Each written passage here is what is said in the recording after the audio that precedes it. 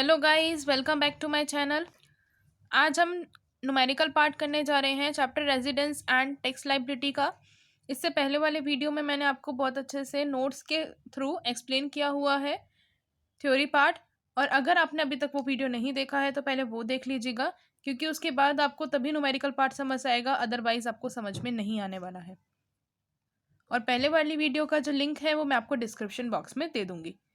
तो चलिए स्टार्ट करते हैं। पहला क्वेश्चन बोलता है कि रेजिडेंशियल स्टेटस फाइंड आउट करना है इन 3 केसेस का। तो पहला केस है a German individual having remained in India for 15 years left for Germany in May 2018 and came back to India on 1 March 2021। A part में क्या बोला है कि एक जर्मन है जिसने इंडिया को लेफ्ट किया था मई 2018 को, इंडिया को छोड़ कर गया था। ठीक है, लेफ्ट इंडिया। उसके बाद बोला है कि केम बैक कब किया उसने, केम बैक किया है टू इंडिया 1 मार्च 2021 को। ठीक है, मई 18 में छोड़ कर गया था और केम बैक कब किया, 1 मार्च 2021 को। अब हमारा असेसमेंट ईयर कौन सा है, 2021 टू 2022। इसको कैसे लिख सकते हो, 1 अप्रैल 2021 टू 31 मार्च 2022। ये हो गया हमारा असेसमेंट ईयर। प्रीवियस ईयर कौन सा हो गया 2022 2021। तो 1 अप्रैल 2022 31 मार्च 2021। ठीक है, अब इसमें आपने क्या करना है, ये चेक करना है कि इसका ये जो पर्सन है, जो जर्मन इंडिविजुअल है, क्या ये इंडिया में टैक्स पे करेगा या फिर आउटसाइड इंडिया टैक्स पे करेगा। इसका रेजिडेंशियल स्टेटस चेक करोगे तो उसको चेक करने के लिए क्या देखना है कि कब छोड़ कर गया, कब वापस आया, हमें ये चीज़ों को चेक करना होगा। ठीक है, अब वो वापस आया 1 मार्च 2021। अब हम उसके प्रीवियस ईयर में देखेंगे, प्रीवियस ईयर की इनकम पर टैक्स पे करोगे असेसमेंट ईयर में। तो प्रीवियस ईयर कौन सा हो गया, 1 अप्रैल 2020 टू 31 मार्च 2021।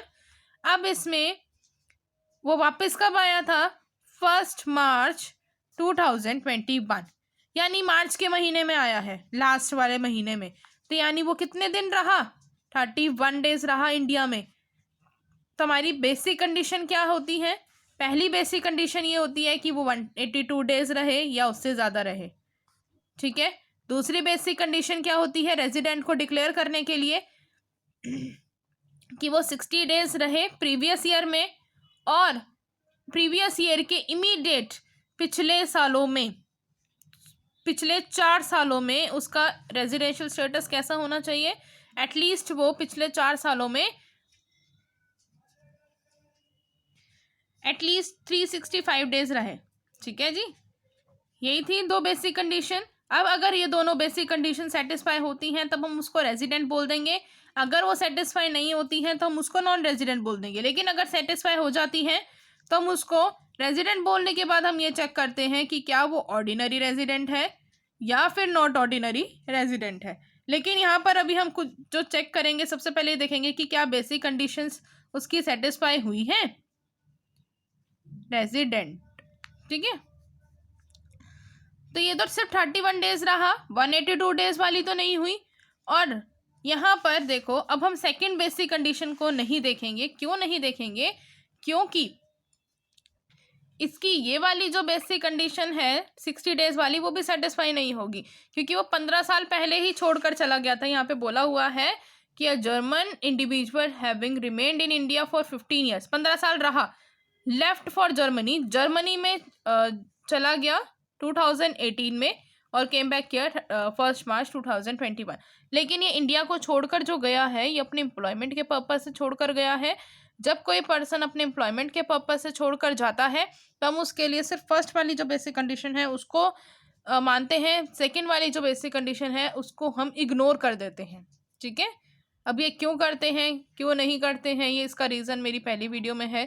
ठीक है, अब उसके बाद बी पार्ट करने से पहले अब हम इसको कौन सा स्टेटस देंगे, नॉन रेजिडेंट, क्योंकि सिर्फ 31 डेज रहा तो हम इसको बोल देंगे कि ये पर्सन जो है वो नॉन रेजिडेंट इन इंडिया है। ठीक है, हम इसको नॉन रेजिडेंट इन इंडिया घोषित कर देंगे, यानी ये जो टैक्स है अब इंडिया के बाहर पे करेगा, इंडिया में पे नहीं करेगा। फिर बी पॉइंट में बोला है एक जर्मन इंडिविजुअल है, having remain in India for 15 years, left for Germany in March 2018 में ही लेफ्ट किया है, लेकिन उसने केम बैक जो किया है इंडिया में वो 30 सितंबर 2020 को किया है। अब देखो केस वही है, मार्च 2018 में लेफ्ट किया है और 30 सितंबर 2020 को इसने क्या किया है, केम बैक किया है। ठीक है, अब देखो, अब हम ये देखेंगे कि इसमें कितने दिन रहा। ठीक है, तो एक दिन तो ये रहा 30 सितंबर को वापस आया तो 30 सितंबर रहा, तो यानी सितंबर का एक दिन रहा, अक्टूबर का 31 days, November 30 days, December 31 days, January 31 days, February 28 days and March 31 days. जब आप इन सारे डेज को काउंट करेंगे तो इसका आंसर जो है वो आ जाएगा 183 डेज। ठीक है, यानी वो 183 डेज रहा, इसका मतलब ये पर्सन क्या है, रेजिडेंट है इंडिया में।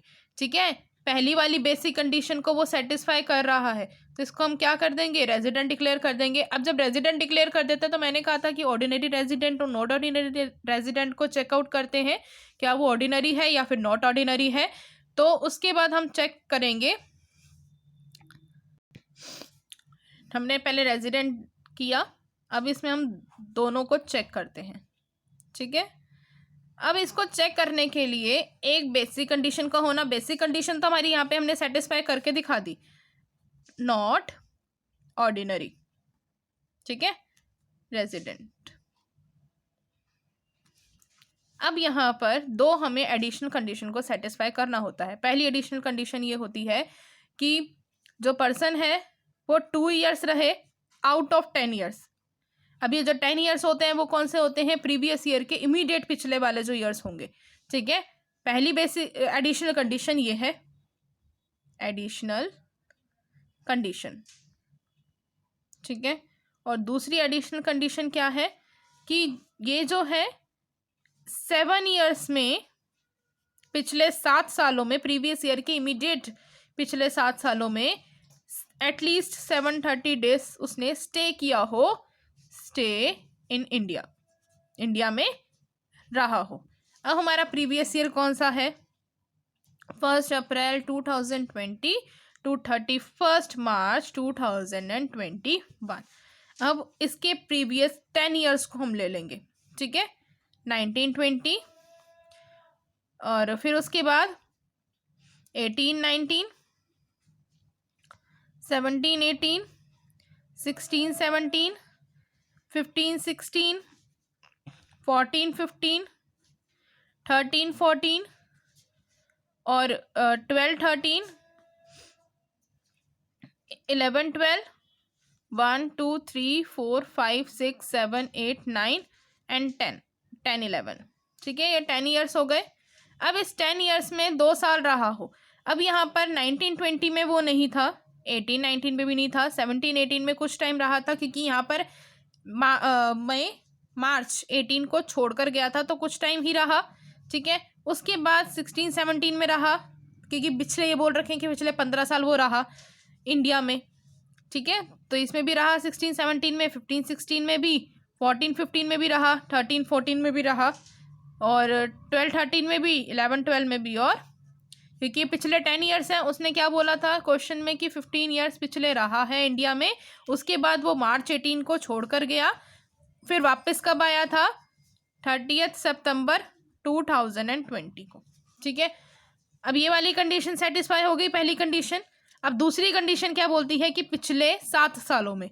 अब इसमें से पिछले 7 साल देखो, 1 2 3 4 5 6 7 ईयर्स यहाँ पर हो जाते हैं। ठीक है, अब पिछले 7 सालों में उसने एटलीस्ट 730 डेज का स्टे किया हो।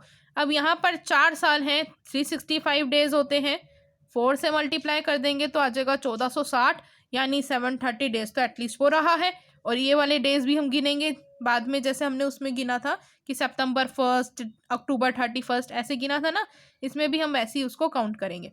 लेकिन यहाँ सीधा सीधा से पता चल जाता है, तो फिर हम इसको क्या कर देंगे, ऑर्डिनरी रेजिडेंट डिक्लेयर कर देंगे। अब नॉट ऑर्डिनरी रेजिडेंट का अगर क्वेश्चन आप पूछते हैं कि अराइज होता है कि अगर हमने ऑर्डिनरी इसको रेजिडेंट कर दिया तो नॉट ऑर्डिनरी रेजिडेंट में क्यों नहीं किया। अगर ये दोनों एडिशनल कंडीशन को वो सेटिस्फाई नहीं करता, इनमें से कोई भी सेटिस्फाई नहीं होती इन दो एडिशनल कंडीशन में से, तो हम उसको नॉट ऑर्डिनरी रेजिडेंट कह देते। ठीक है, लेकिन दोनों कंडीशन सेटिस्फाई कर दी उसने, पहली कंडीशन भी और दूसरी भी, तो हम उसको क्या कह देंगे, ऑर्डिनरी रेजिडेंट। फिर बोला है mister X an Indian citizen, एक इंडियन सिटीजन है, serving in a company in London, comes to India every year. एक कंपनी में वो जॉब कर रहा है, ठीक है, अपनी सर्विसेज प्रोवाइड कर रहा है लंदन में, और इंडिया में हर साल आता है, लेकिन सिर्फ 5 महीने रह के जाता है। ठीक है, अब हम ये देखेंगे कि ये रेजिडेंट इन इंडिया है या नॉन रेजिडेंट है। मिस्टर एक्स एक इंडियन सिटीजन है, सिटीजन इंडियन है, लेकिन वो टैक्स के पॉइंट ऑफ व्यू से रेजिडेंट है या नॉन रेजिडेंट है वो हम चेक करते हैं। अब देखो, वो हर साल इंडिया में आता है, कितने महीने के लिए, सिर्फ 5 मंथ्स के लिए। ठीक है, तो पहली कंडीशन हमारी क्या होती है कि 182 डेज और मोर वाली। ठीक है, अब हम 5 महीने जो मंथ्स हैं उसका कैलकुलेट करते हैं, 31st 30 31st 30 31st। ठीक है, 153 डेज रहता है। ठीक है, 182 डेज से कम है तो इसका मतलब ये रेजिडेंट तो अभी नहीं है। अगर सेकंड कंडीशन को चेक करें तो सेकंड कंडीशन में वो रेजिडेंट शायद हो सकता है, लेकिन यहाँ पर वो इंडियन सिटीजन तो है, लेकिन किस वजह से गया है, एम्प्लॉयमेंट की वजह से। ठीक है, अगर कोई पर्सन एम्प्लॉयमेंट की वजह से जाता है तो उसके लिए फर्स्ट वाली बेसिक कंडीशन को सेटिस्फाई करना कंपलसरी हो जाता है। अगर वो नहीं करता तो हम उसको नॉन रेजिडेंट डिक्लेयर कर देते हैं, लेकिन ये वाली एक्सेप्शन उसके लिए नहीं होती। इस कंडीशन का कोई मैटर नहीं करता, अगर वो किसी काम जो कर रहा है बाहर, वो अगर अपने एम्प्लॉयमेंट पे गया है, बिजनेस की वजह से गया है अपने, या अपने किसी प्रोफेशन की वजह से गया है, तब हम सिर्फ और सिर्फ उसको फर्स्ट वाली कंडीशन देते हैं सेटिस्फाई करने के लिए। दूसरी कंडीशन उसके लिए कोई मैटर नहीं रखती। ये हमने उस टाइम किया था जब हमने एक्सेप्शंस की थी थ्योरी पार्ट में। थ्योरी पार्ट में एक्सेप्शंस थी 60 डेज वाली कंडीशन को लेकर, तो उस टाइम पर ये बात की थी कि अगर वो एम्प्लॉयमेंट के लिए जाता है, बिजनेस के लिए जा रहा है, प्रोफेशन के लिए जा रहा है, तो फर्स्ट कंडीशन को सेटिस्फाई करना कंपलसरी है। अब इसने फर्स्ट वाली कंडीशन तो सेटिस्फाई नहीं की। ठीक है, तो हम इसको क्या कर देंगे, नॉन रेजिडेंट डिक्लेयर कर देंगे, नॉन रेजिडेंट इन इंडिया, यानी ये जो है अब टैक्स जो है इंडिया के बाहर पे करेगा, आउटसाइड इंडिया करेगा, इंडिया में पे नहीं करेगा। ठीक है, अब नेक्स्ट क्वेश्चन है कि एक हिंदू अनडिवाइडेड फैमिली है, carries on the business of export of dry fruits from Afghanistan, and for this purpose it has a permanent office there which is controlled by the younger brother of the karta of the family who resides there permanently.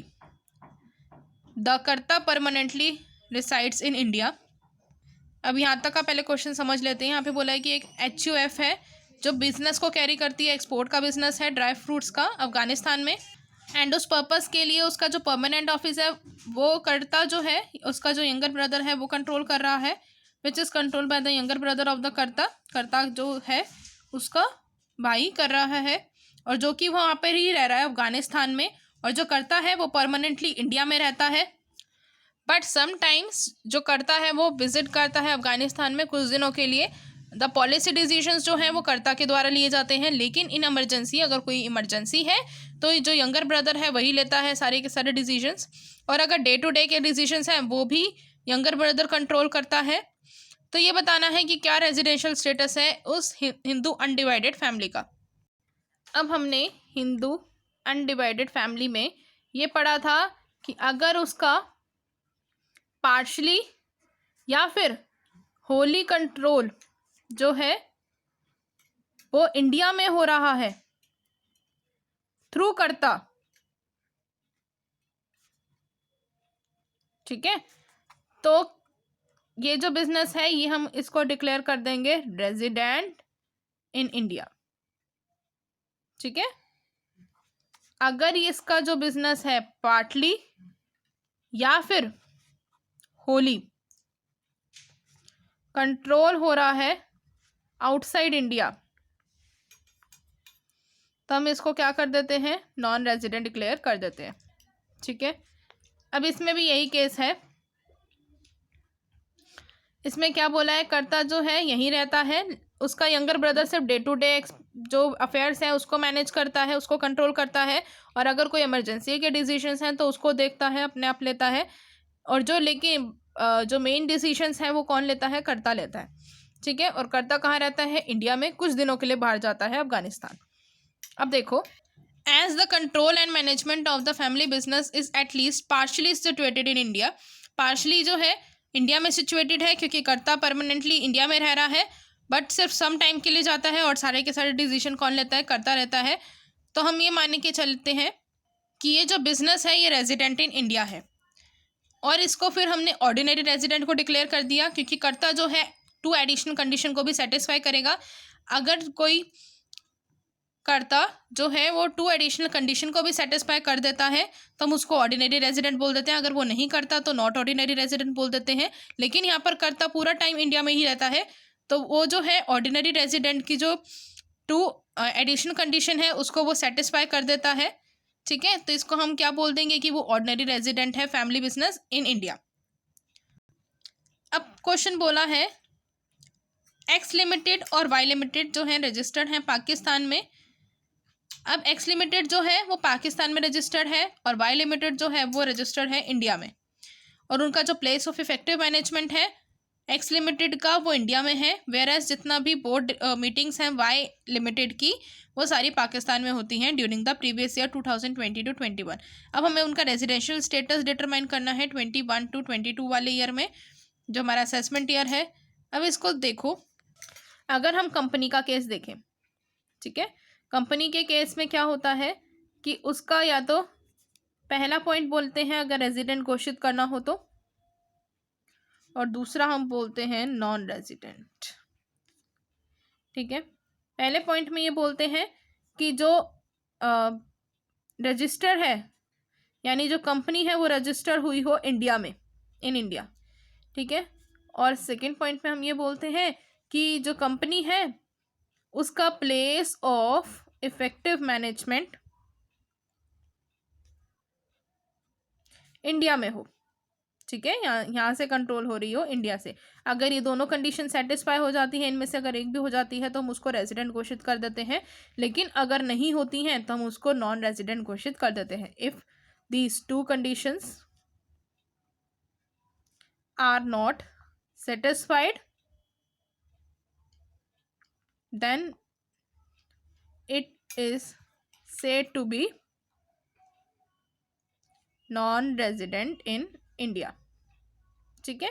यहाँ पे not ordinary resident की कोई भी condition नहीं आती है, ये मैंने डिटेल में पहली वीडियो में बताया हुआ है, फिर भी मैंने आपको एक पॉइंट ऑफ व्यू से बता दिया कि आप जो है इस क्वेश्चन को ढंग से समझ सके, एक शॉर्ट फॉर्म में बता दिया है। अब क्वेश्चन देखते हैं। एक्स लिमिटेड रजिस्टर कहाँ हुई है, पाकिस्तान में, और वाई लिमिटेड का रजिस्ट्रेशन कहाँ हुआ है, इंडिया में। लेकिन एक्स लिमिटेड का जो प्लेस ऑफ मैनेजमेंट है वो इंडिया में है, ठीक है, इफेक्टिव मैनेजमेंट वाला, और वाई लिमिटेड का कहाँ है, पाकिस्तान में, पिछले साल। अब देखो, अब पहली ये जो एक्स लिमिटेड है ये कंडीशन को सेटिस्फाई करती है, इसका जो प्लेस ऑफ इफेक्टिव मैनेजमेंट है वो इंडिया में है, तो हम इसको क्या बोल देंगे कि ये रेजिडेंट इन इंडिया, रेजिडेंट घोषित कर दिया, ठीक है। अब वाई लिमिटेड जो है उसका प्लेस ऑफ मैनेजमेंट तो बेशक पाकिस्तान में है, लेकिन रजिस्टर कहाँ हुई है, इंडिया में, तो हम इसको भी रेजिडेंट डिक्लेयर कर देंगे, ठीक है। अभी 2 पॉइंट समझाए हैं, उस 2 पॉइंट में से अगर एक भी पॉइंट जो है सेटिस्फाई कर देती है कंपनी तो हम उसको रेजिडेंट डिक्लेयर कर देते हैं, ठीक है। अब इसको आप लिखेंगे कैसे वो देखो। X Limited is registered in Pakistan, hence it is a foreign company, but its place of effective management is in India, hence it is resident in India. Y Limited is registered in India, hence it is an Indian company. An Indian company is treated as a resident in India, whether its management is situated in India or abroad. चाहे उसका management कहीं भी हो रहा हो उससे मतलब नहीं है, वो इंडियन कंपनी है तो रेजिडेंट इन इंडिया ही हम उसको ट्रीट करते हैं। ठीक है, तो आज हम करेंगे यहीं तक का ही टॉपिक। नेक्स्ट वीडियो में हम करेंगे नेक्स्ट टॉपिक। मिलते हैं नेक्स्ट वीडियो में। Bye bye.